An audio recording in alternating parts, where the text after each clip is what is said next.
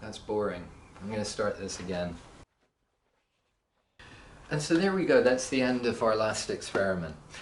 This one's a little shorter than some of the others.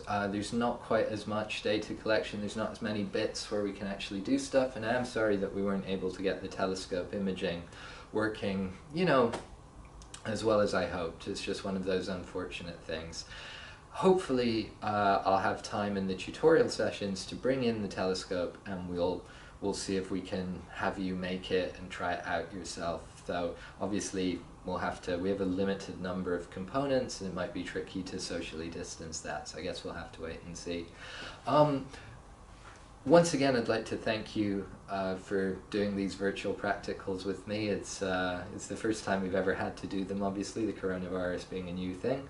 I've just realized if I have to reuse these videos next year, I'll have to edit over that so that it sounds like I've done it for that year's students. But you guys are special to me, those guys aren't. So, yeah, like, this is the end of our virtual practicals. I hope you've enjoyed them. Obviously it's not the same as doing the experiments in person, and I hope we can get back to that.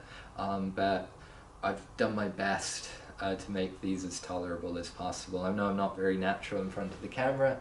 I know I have a deeply unpleasant voice, and I know that my face is the kind of face that makes you wish God had never invented faces.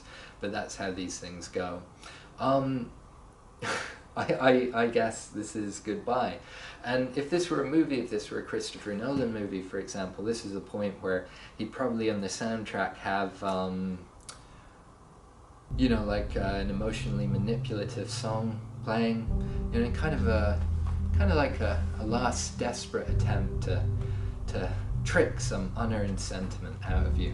Of course, I'm not cheap enough to do that, so I'll simply say thank you very much for your kind attention.